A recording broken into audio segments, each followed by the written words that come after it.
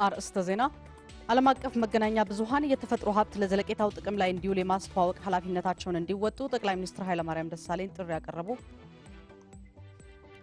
በተባበሩት መንግስታት ድርጅት የዓለም አቀፍ አቶሚክ ኃይል ኤጀንሲ የኢቦላ ቫይረስ ስርጭትን በፍጥነት ለመመርመር የሚያስችል የቴክኖሎጂ ድጋፍ እንደሚያደርግ ገለጸ።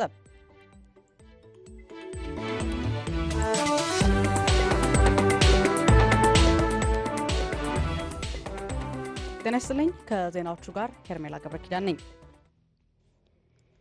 ኢትዮጵያ የምትከተለው የአየር ንብረት ለውጥ የማይበገር የአረንጓዴ ልማት ፖሊሲ ለዘለቄታው የህዝቦቿን ጥቅም እንዲያስከብር ታስቦ የሚተገበር መሆኑን ጠቅላይ ሚኒስትር ኃይለማርያም ደሳለኝ ገለጹ። ለአራተኛ ጊዜ በተካሄደው የዓለም አረንጓዴ ፎረም ላይ ዓለም አቀፍ መገናኛ ብዙሃን የተፈጥሮ ሀብት ለዘለቄታው ጥቅም ላይ እንዲውል የማስተዋወቅ ኃላፊነታቸውን እንዲወጡ ጥሪያቸውን አቅርበዋል። እናት አለም መለሰ የበለጸጉ ሀገራት የተፈጥሮ ሀብትን ፍትሃዊ ባልሆነና ዘላቂነት በሌለው መንገድ እየተጠቀሙት እንዳለ ነው መረጃዎች የሚያሳዩት። ለምሳሌ አንድ አውሮፓዊ በቀጥታም ሆነ በተዘዋዋሪ የአመት ፍላጎቱን ለማሟላት 60 ቶን የተፈጥሮ ሀብት ይጠቀማል። ይህን በማደግ ላይ ወዳሉት ሀገራት ስናመጣ ቁጥሩ እጅግ በጣም አነስተኛ ነው። ይህን ለማቀራረብ መሬት ካላት የተፈጥሮ ሀብት በ5 እጥፍ ማሳደግ ይጠበቅብናል። ስለዚህም ብክለትንና ብክነትን መቀነስ፣ ታዳሽና ኃይል ቆጣቢ ቴክኖሎጂዎችን መጠቀም፣ በትንሽ ወጪ ብዙ ምርት ማምረት የምንችልበትን ዘዴ ማፈላለግ የዓለም አቀፉ የአረንጓዴ ፎረም መድረክ ዋነኛ ጽንሰ ሀሳብ ነበር። በዴንማርኳ ጠቅላይ ሚኒስትር ሄለ ቶርኒንግ-ሽሚድ ጋባዥነት በአራተኛ የዓለም አረንጓዴ ልማት መድረክ ላይ የተገኙት ጠቅላይ ሚኒስትር ኃይለማርያም ደሳለኝ የኢትዮጵያን የአረንጓዴ ልማት ፖሊሲ ተሞክሮ አካፍለዋል።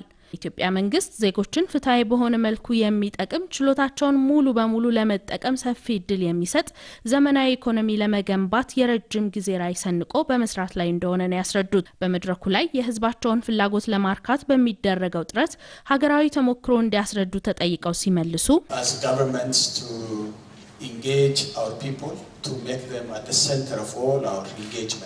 ህብረተሰቡ በሁሉም ሀገራዊ ጉዳዮች ላይ እንዲሳተፍ ማድረግ ዋናው ስራችን ነው። በተፈጥሮ ሀብት አጠቃቀም ላይ አስተሳሰብ መቅረጽ ትልቁ ስራችን ነው።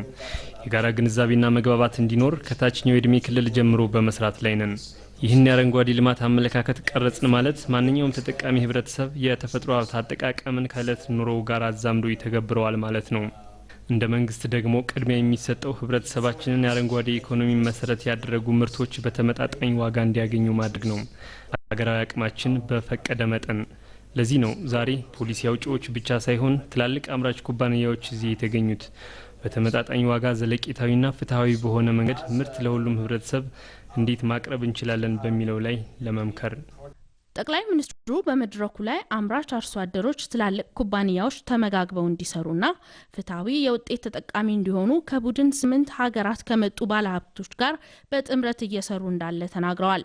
ለዚህም በማሳየነት ሄኒከንና ዲያጆ ኩባንያዎችን በመጥቀስ ኩባንያዎቹ ከገብስ አምራች አርሶ አደሮች ጋር በቅርበት የሚሰሩ ሲሆን መንግስታቸው በአርሶ አደሮችና በአምራች ኩባንያዎቹ መካከል ሁኔታዎችን በማመቻቸት ፍትሃዊ ተጠቃሚነት እንዲፈጠር ያበረታታል።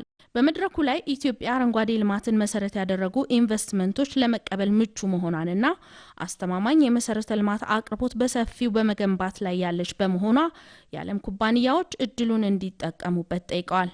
እናት አለም መለሰ፣ ኮፐንሃገን፣ ዴንማርክ። ለዘመናዊ የመረጃ ስርዓት ዝርጋታና ለተገልጋዩ ቀልጣፋ አገልግሎት መስጠት ላይ ትኩረት ሰጥቶ እየሰራ መሆኑን የኢትዮጵያ ገቢዎችና ጉምሩክ ባለስልጣን አስታወቀ።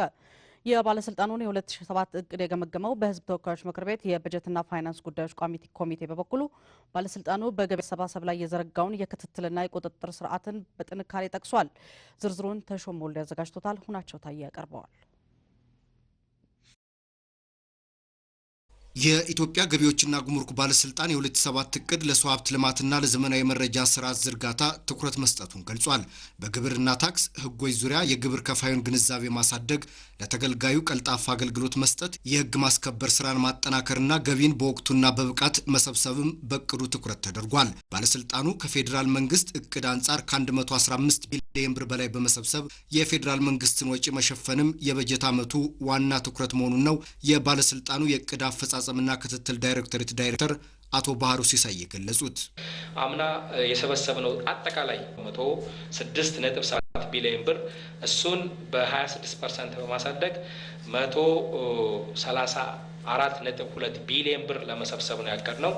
ከቋሚ ኮሚቴው ለቀረቡ ጥያቄዎችም የባለስልጣኑ የስራ ኃላፊዎች ማብራሪያ ሰጥተዋል። ህገወጥ ነጋዴዎች የህግ በላይነትን እንዲያውቁና የህግ ተገዥነታቸው እንዲያድግ ለማድረግ መታቀዱ ጥሩ ሆኖ ከዚህ በዘለለ ሌላ እርምጃ መውሰድ የሚቻልበት ሁኔታ ካለ ቢገለጽ። የመጀመሪያው ህጉን እንዲያውቁ የህግ ተገዥነቱን እንዲያውቁ ለማድረግ የሚሰሩ ስራዎች ናቸው። በተለያየ ምክንያት ግብር ከፋዮች ህግ የሚጥሱበት ሁኔታ አለ። እንደየጥፋታቸው ተመጣጣኝና አስተማሪ የሆነ እርምጃ ይወሰዳል። የቅድ ዝግጅቱ የ2006 አፈጻጸምን መነሻ ማድረጉ የተለጠጠ የገቢ እቅድ መዘጋጀቱ በገቢ አሰባሰብ ረገድ ለክትትልና ቁጥጥር ስራዎች ትኩረት መሰጠቱን ከክልሎች ጋር በቅንጅት ለመስራት መታቀዱን ቋሚ ኮሚቴው በጥንካሬ አንስቷል። ሆኖም የተቋሙ የበጀት አጠቃቀም በየሩብ ዓመቱ ያለመገለጹ በ2006 የዋና ኦዲተር መስሪያ ቤት የሰጠው አስተያየት በእቅዱ ያለመካተቱና በዓመቱ የሚሰጡ ስልጠናዎችን በዝርዝር ያለመገለጻቸው በጥረት እንደሚታዩ ቋሚ ኮሚቴው ገልጿል። በቀጣይም ቋሚ ኮሚቴው የተቋሙን የስራ አፈጻጸም ክትትል እንደሚያደርግ የቋሚ ኮሚቴው ሰብሳቢ ወይዘሮ መሰለች ወዳጆ ተናግረዋል። የዓመት እቅዱ በየሩብ ዓመቱ መፈጸሙን እንከታተላለን።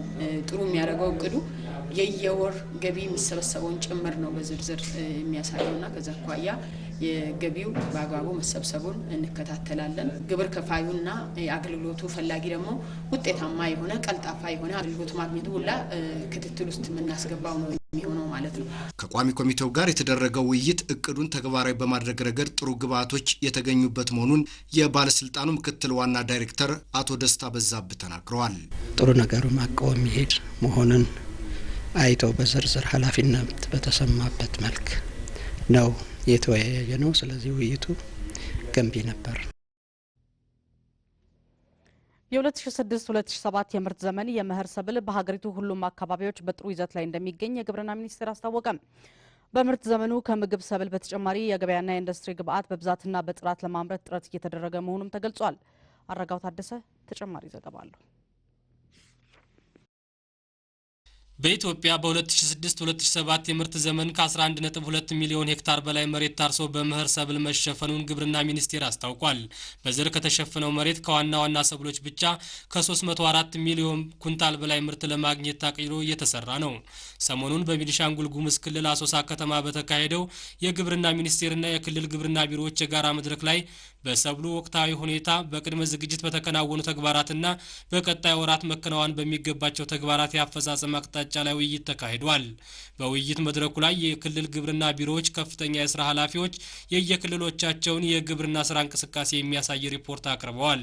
የኦሮሚያ ክልል በምክትል ርዕሰ መስተዳድር ማዕረግ የግብርና ቢሮ ኃላፊ አቶ ዘላለም ጀማነህና የአማራ ክልል ግብርና ቢሮ ኃላፊ ዶክተር ተሾመ ዋለ የኢትዮጵያ ብሮድካስቲንግ ኮርፖሬሽን እንደገለጹት በተያዘው የምርት ዘመን ካለፈው ዓመት የተሻለ ምርት ይጠበቃል። 64% በሰብል ከተሸፈነው እርሻ መሬታችን በማዳበሪያ የተሸፈነበት ሁኔታ ያለ መሆኑን ነው የሚያመለክተው። ወደ 3.9 ሚሊዮን ሄክታር በመስመር የተዘራበት ሁኔታ አለ። የመሬት ዝግጅቱ ጥሩ ነበር። ዘንድሮ ያለው የዝናብ ሁኔታም ጥሩ ስለሆነ ምርቱ አሁን በማሳ ላይ ሲታይ በጥሩ ደረጃ ላይ እንዳለ የሚያመላክቱ ሁኔታዎች አሉ። በዋና ዋና ሰብሎች በተለይ በበቆሎ፣ በስንዴ፣ በጤፍ ምርጥ ዘር ተጠቅመናል።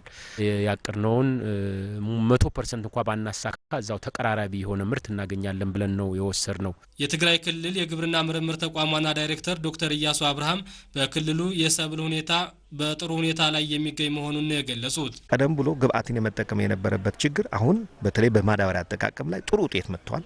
የዘንድሮ የ2006 እቅዱና ክንዋኔው የተሻለ በጥሩ ክንዋኔ እንዳለ ነው የገመገም ነው። የደቡብ ክልል ምክትል ርዕሰ መስተዳድርና የግብርና ቢሮ ኃላፊ አቶ ሳኒ ረድ በበኩላቸው በክልሉ የግብርና ምርትና ምርታማነትን ለማሳደግ የሚረዱ ተግባራት መከናወናቸውን አስረድተዋል። በክልሉ የተለያዩ አካባቢዎች የሰብል ተባይና በሽታ ምልክት ታይቶ እንደነበር የገለጹት አቶ ሳኒ በተደረገው የመከላከል ጥረት ጉዳት ሳያደርስ በቁጥጥር ስር መዋል መቻሉንም ተናግረዋል። በርካታ አካባቢዎች ላይ የበሽታና ተባይ ክስተቶች ተከስተዋል። የመከላከሉን ስራ እየሰራን ነው። እስካሁን ባለው በቁጥጥር ስር አድርገናል። ከዚህ በኋላ ያለውን እንግዲህ እየተካተልን በሚኖረው ችግር ላይ ተመስርቶ እርምጃ የምንወስድ ነው የሚሆነው። የግብርና ሚኒስትር ዴኤታ አቶ ወንድራድ ማንደፍሮ ከምግብ ሰብሎች በተጨማሪ ዘንድሮ ለገበያ የሚቀርቡና ለኢንዱስትሪ ግብዓት የሚሆኑ ሰብሎችን በብዛትና በጥራት ለማምረት ጥረት እየተደረገ መሆኑን ገልጸዋል።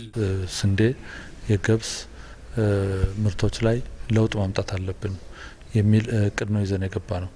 በአስቀመጥናቸው ግብ መሰረት በተለይ ቀድሞ በእቅድ ላይ ይዘን በገባንበት በሰሊጥ ላይ በሙሉ አቅማችን ተጠቅመናል የሚል ግምገማ ባይቀመጥም ነገር ግን ካለፈው አመት ከፍተኛ የሚባል ጭማሪ እንደሚኖር እንጠብቃለን። የግብርና ሚኒስትሩ አቶ ተፈራ ድርበው በበኩላቸው የግብርናውን ዘርፍ ለማዘመን በሚደረገው ጥረት ወጣቱን ወደ ዘርፉ ለመሳብ የሚያስችሉና ጉልበትን በስፋት የሚጠቀሙ ቴክኖሎጂዎችን ለመምረጥና ለማስተዋወቅ ትኩረት እንዲሰጥ አሳስበዋል።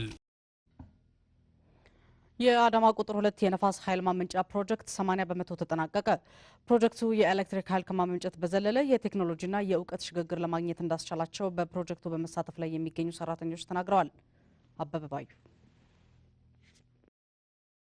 በኢትዮጵያ እየተመዘገበ ካለው ፈጣን ምጣኔ ሀብታዊ እድገት ጋር በተያያዘ የኃይል ፍላጎት መጠኑን በየአመቱ ከ25 እስከ 30 በመቶ እድገት እየተመዘገበበት ይገኛል።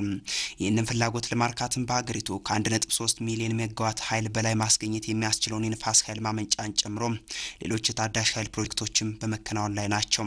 ከነዚህ መካከል ደግሞ የአዳማ ቁጥር 2 ንፋስ ኃይል ማመንጫ ፕሮጀክት አንዱ ነው። በአዳማ ቁጥር 2 የንፋስ ኃይል ማመንጫ ፕሮጀክት 102 የሚሆኑ የንፋስ ኃይል ማመንጫ ታወሮች ተከላ ይከናወናል ተብሎ ይጠበቃል።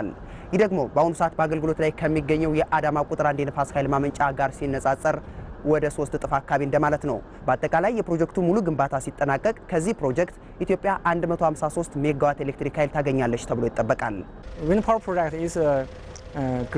የንፋስ ኃይል ማመንጫ የአረንጓዴ ኢኮኖሚ ልማቱን የሚያግዝና በአካባቢ አየር ላይም ምንም ተጽዕኖ የሌለው ነው። አሁን በኢትዮጵያ ይህንን መስክ ለማሳደግ በተሰጠው ትኩረትም ከዚህ በፊት አዳማ ቁጥር 1ን ሰርተናል። አሁን ደግሞ የክረምት ወቅት ያለፈ መሆኑን ተከትሎ የአዳማ ቁጥር 2ን ግንባታ በማፋጠን ላይ ነን። በተያዘለት ጊዜም የሚጠናቀቅ ይሆናል። አሁን ፕሮጀክቱ በሙከራ ደረጃ ኃይል ማመንጨት ጀምሯል። ሙሉ ለሙሉ ተጠናቆ ኃይል ሲያመነጭ ደግሞ አሁን ላይ በሀገሪቱ ከ2200 ብዙም የማይዘለውን የኤሌክትሪክ የማመንጨት አቅም ወደ 10000 ሜጋዋት ለማሳደግ ከሚካሄዱ ፕሮጀክቶች መካከል አንዱ ይሆናል። ከአዳማ በ7 ኪሎ ሜትር ርቀት ላይ እየተከናወነ የሚገኘው ፕሮጀክቱ ወደ 1000 ለሚጠጉ ዜጎችም ቋሚና ጊዜያዊ የስራ ዕድል ፈጥሯል። በዚህ ፕሮጀክት የኢትዮጵያና የቻይና ሰራተኞች የምንለዋወጣቸው መሰረታዊ ቴክኒኮች አሉ። እኛ ለኢትዮጵያውያን ኢትዮጵያውያኑም ለኛ የቴክኖሎጂና የእውቀት ሽግግር እናደርጋለን። ኢትዮጵያ ውስጥ ለሚቀጥለው ፕሮጀክት ኢትዮጵያኖች ከ2 አመት በኋላ ምናም ለሚካሄዱ ፕሮጀክቶች ሙሉ ለሙሉ እኛ መስራት አቅም ይፈጥረናል ብዬ ገምታለሁ። የአዳማ ቁጥር 2 የንፋስ ኃይል ማመንጫ ሃይድሮ ቻይናና ሲጂሲ ኤአርሲሲ በተባሉ ኩባንያዎች በ345 ሚሊዮን ዶላር ወጪ እየተገነባ ይገኛል። በሐምሌ 2005 የተጀመረው ፕሮጀክቱ በሀገሪቱ ከአዳማ ቁጥር 1ና ሸጎዳ በመቀጠል ሶስተኛው የንፋስ ኃይል ማመንጫም ነው። በቀጣይነትም ሀገሪቱ በመስኩ ካላት እምቅ አቅም አንጻር ሌሎች ተመሳሳይ ፕሮጀክቶችን ለማከናወን ታቅዷል። የአይሻና ሰላይ ንፋስ ኃይል ማመንጫዎችን ለማከናወን ዝግጅት እየተደረገ መሆኑንም ከውሃ መስኖና ኢነርጂ ሚኒስቴር ያገኘነው መረጃ ያመለክታል። አሁን 80 በመቶ የግንባታ ሂደቱ የተጠናቀቀውን የአዳማ ቁጥር 2 ፕሮጀክትን ጨምሮ ከውሃ፣ ፀሐይ፣ ጂኦተርማልና ንፋስ ኃይል ማመንጨት ተግባሩም ተጠናክሮ ቀጥሏል።